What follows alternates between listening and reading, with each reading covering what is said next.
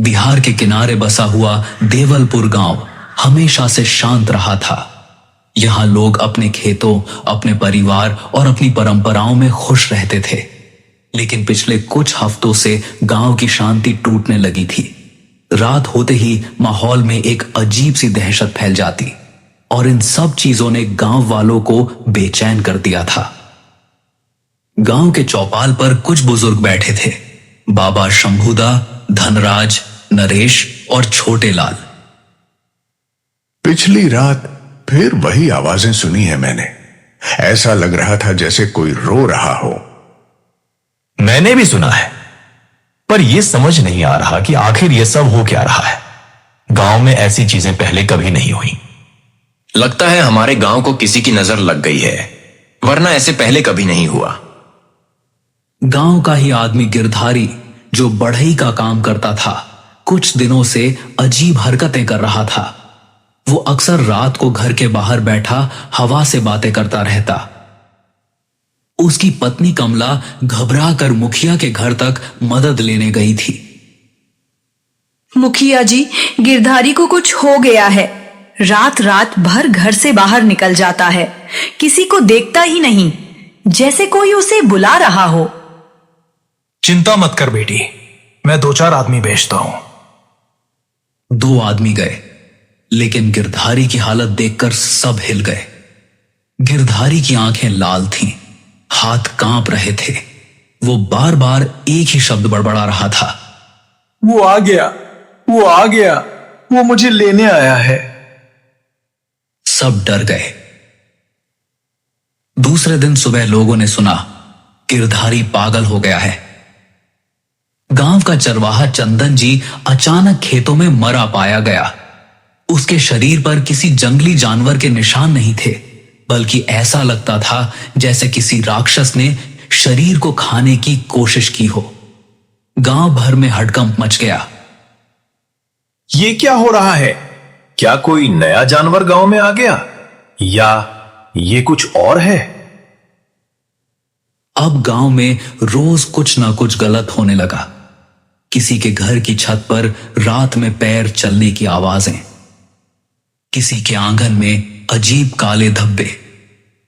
एक दिन मंदिर के पुजारी दीनानाथ ने गांव वालों से कहा, ये कोई साधारण बात नहीं, कुछ बड़ा हो रहा है।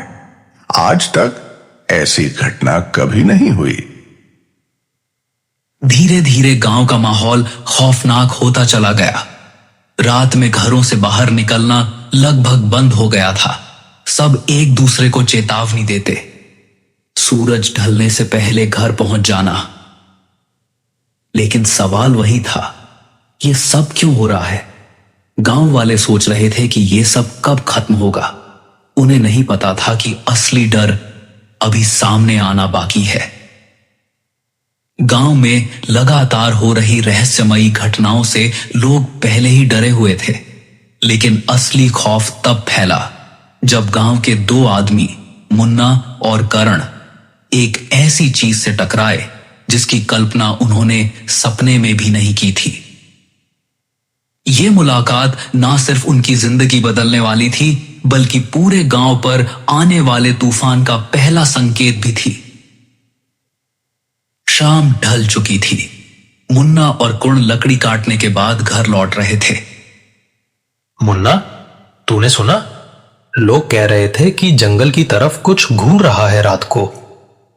ओए पागल, अगर हम हर बात पर विश्वास कर लें तो घर से निकलेंगे ही नहीं। फिर भी माहौल कुछ ठीक नहीं लग रहा। देख, हवा भी कैसी भारी हो गई है। दोनों धीरे धीरे जंगल के घने हिस्से की तरफ बढ़े। जंगल में एक अजीब सी गंध फैली हुई थी।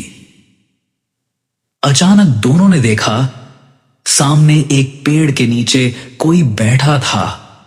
लंबे बिखरे बाल, आंखों में गुस्सा। मुन्ना, वो क्या है? लगता है कोई बाबा है। दोनों कदम रोक कर खड़े हो गए। अघोरी धीरे धीरे अपना सिर उठाता है और कहता है, आ ही गए, मैं तुम्हारा ही इंतजार कर रहा था। हमें जानते हो? तुम्हें भी और इस गांव को भी जानता हूं। बहुत पुराने पाप दबे पड़े हैं यहां, और जब पाप सड़ने लगते हैं तो धरती चीखती है। आप किस पाप की बात कर रहे हो बाबा? अघोरी ने जमीन पर उंगलियां फेरी और एक मंत्र बड़बड़ाने लगा। मिट्टी हल्की सी हिलने लगी। तुम लोगों के गांव पर एक काला साया मंडरा रहा है, जो आने वाली रातों में और गहरा होगा। बाबा, ये जो लोग पागल हो रहे हैं, गायब हो रहे हैं, क्या ये उसी का असर है? ये तो बस शुरुआत है, असली तूफान अभी आना बाकी है। बाबा, आप गांव के पास क्यों आए हो?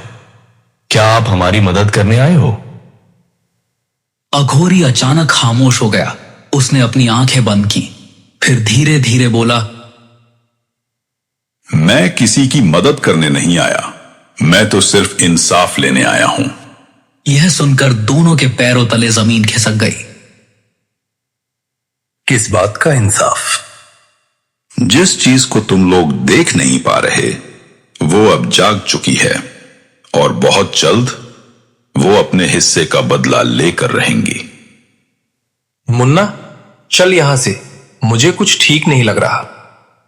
दोनों डर के मारे सुन हो जाते हैं, और जाते जाते वो अघोरी इनको कहता है, आने वाली अमावस तुम्हारे गांव की आखिरी रात होगी। अब करण और मुन्ना से और सहन नहीं हुआ। दोनों ने पीछे मुड़कर भागना शुरू कर दिया। पीछे से अघोरी की हंसी सुनाई दी।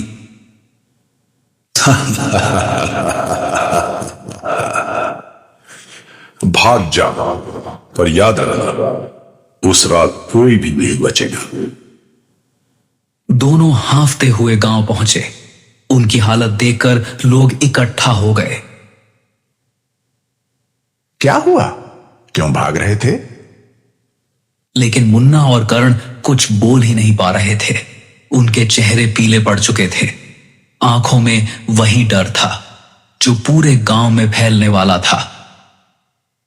मुन्ना और करण की जंगल में उस अघोरी से हुई मुलाकात ने पूरे गांव में बेचैनी फैला दी थी। लोग भले ही उनके शब्दों पर पूरी तरह यकीन ना कर रहे हों, लेकिन उनके चेहरों पर डर ने सबको समझा दिया था कि कुछ ना कुछ बहुत बड़ा होने वाला है। अगली सुबह विमल, जो गांव में अपने मेहनत और ईमानदारी के लिए जाना जाता था, अपने खेत की तरफ जा रहा था। खेत गांव से थोड़ा दूर जंगल की कगार पर पड़ता था। हवा में हल्की धुंध फैली हुई थी। यह मौसम भी ना, कब गरम कब ठंडा, कुछ पता नहीं चलता। बस जल्दी से काम खत्म करना है। वो खेत की मेड़ों में चलते हुए फसल देखने लगा। सब कुछ सामान्य था, लेकिन अचानक उसे लगा कोई उसके पीछे खड़ा है। वो पलटा, वहां कोई नहीं। विमल ने काम शुरू ही किया था कि अचानक उसके सामने की झाड़ियों में तेज सरसराहट हुई। कौन है? कौन है वहां?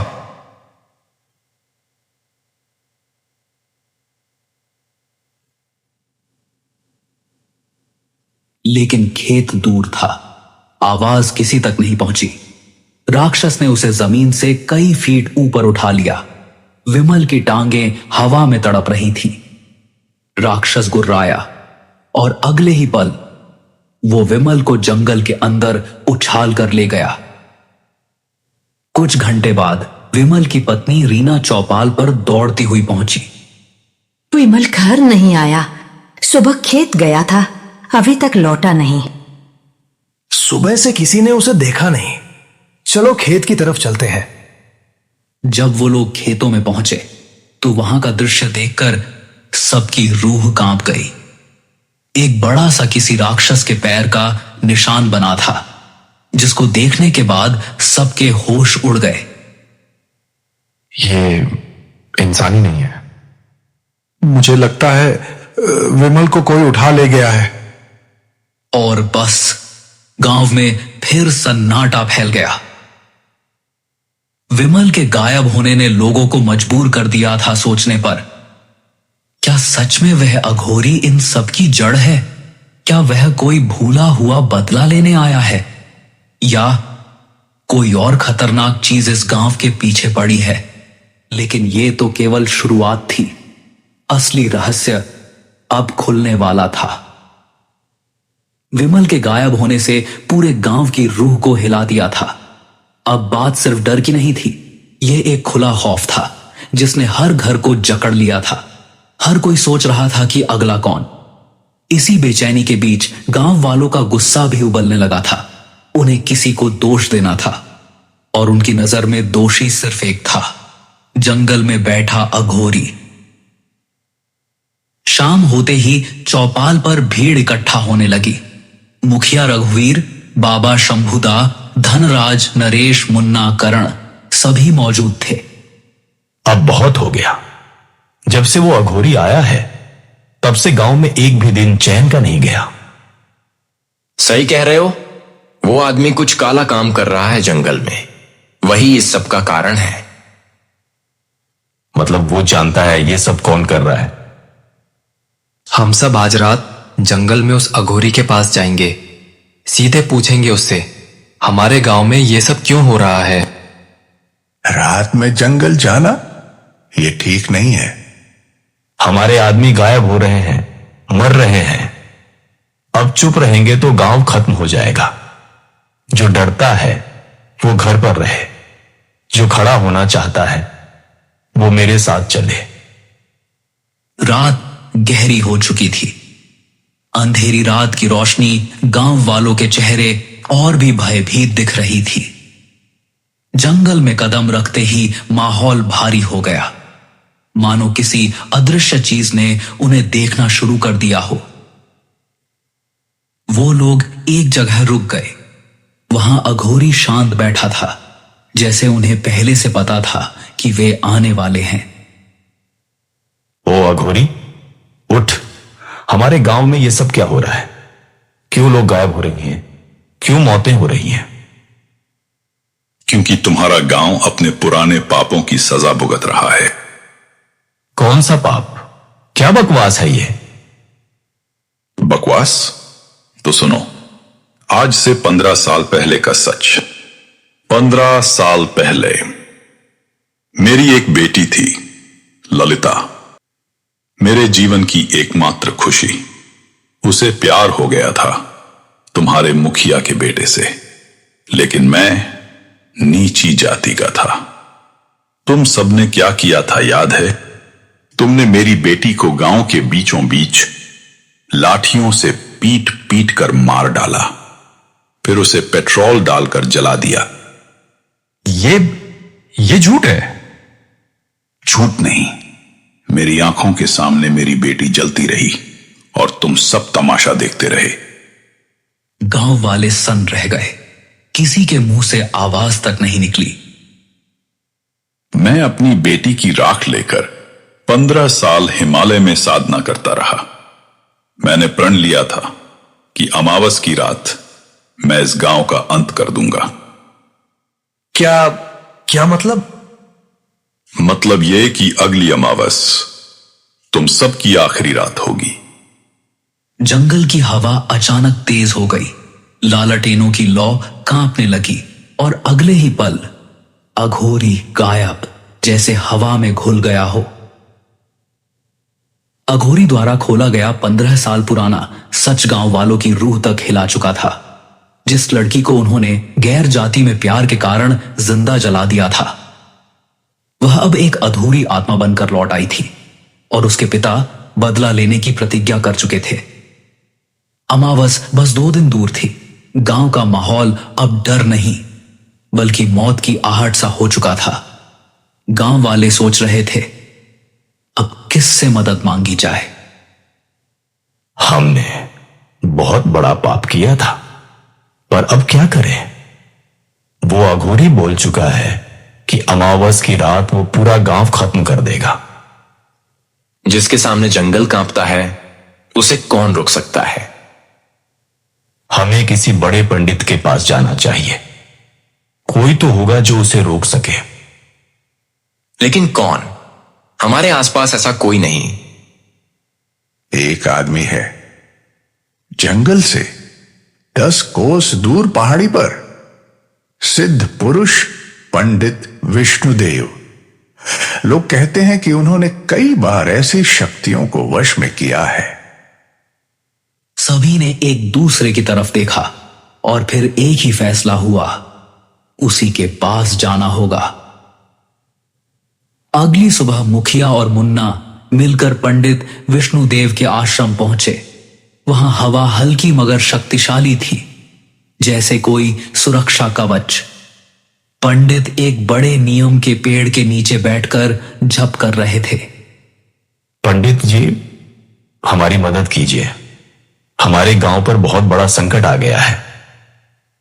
मुझे पता है, जिस अघोरी की बात तुम कर रहे हो वह साधारण मनुष्य नहीं रहा। उसने बदले की आग में ऐसी शक्तियां पाली हैं जो सामान्य मनुष्य को चूर चूर कर सकती हैं। तो क्या आप उसे रोक सकेंगे? रोक सकता हूं, पर पहले तुम सच बताओ, उसकी बेटी के साथ क्या हुआ था? मुखिया ने सिर झुका लिया और पहली बार गांव का पाप स्वीकार किया। ये कहानी सुनकर पंडित की आंखों में क्रोध आ गया। तुम सबने बहुत भारी पाप किया है, महिलाओं पर, मासूमों पर अत्याचार। उसकी कीमत तो चुकानी पड़ेगी, लेकिन फिर भी मासूम और निर्दोष लोग बचने चाहिए। मैं तुम्हारी मदद करूंगा। अमावस की शाम आ गई थी। पंडित विष्णुदेव ने गांव के बीचों बीच एक विशाल यज्ञ मंडल बनवाया। पूरे गांव के लोग कांपते हुए आसपास खड़े थे। जब तक यह यज्ञ चलता रहेगा, अघोरी यहां प्रवेश नहीं कर सकेगा। पर अगर तुम में से किसी ने डरकर मंडल तोड़ दिया, तो समझ लेना अंत निश्चित है। रात गहराती गई, अग्नि तेज जलने लगी, मंत्रों की आवाज भारी होती गई। अचानक तेज गर्जना, जैसे पूरा जंगल हिल गया हो। तो तुम लोग अपनी मौत से बचने की कोशिश कर रहे हो। आज अमावस है। आज मैं हर उस इंसान की आत्मा लूंगा जिसने मेरी बेटी की चीखें सुनी थी। अघोरी, तुम जो कर रहे हो वो धर्म नहीं, विनाश है। गांव में कई निर्दोष भी हैं, उन्हें मत मारो। निर्दोष? जब मेरी बेटी को जला रहे थे तब कौन था निर्दोष? पंडित ने मंत्र पढ़ना शुरू किया। अघोरी जोर से चिल्लाया, जैसे जमीन फट जाएगी। अचानक हवा तूफान बनकर उठी। अग्निकुंड की लपटें ऊपर उठी। अघोरी की शक्ति और पंडित के मंत्र टकरा रहे थे। कड़ी लड़ाई के बाद पंडित ने आखिरी मंत्र पढ़ा। अघोरी पीछे की ओर धकेला गया। उसकी शक्ति कमजोर होने लगी, लेकिन उसके चेहरे पर एक डरावनी मुस्कान आ गई। तुमने मुझे रोका है, पर मेरा श्राप नहीं रोक पाओगे। मैं इस गांव को छोड़ रहा हूं, लेकिन याद रखना, तुम सबके घरों में कभी सुख नहीं बचेगा। तुम्हारी पीढ़ियां रोएंगी और मेरी बेटी की अधूरी आत्मा कभी चैन से नहीं सोएगी। सबको लगा अब सब ठीक हो गया, लेकिन तभी मुखिया के घर की छत पर एक लड़की खड़ी थी, लाल साड़ी में। वो अघोरी की बेटी थी। उसने धीमे से मुस्कुराकर कहा, अब मेरी बारी है। और अगले ही क्षण पूरी रात अंधेरे में डूब गई। गांव में चीखों की गूंज फैल गई और इसी रहस्य के साथ कहानी यहीं खत्म हो जाती है।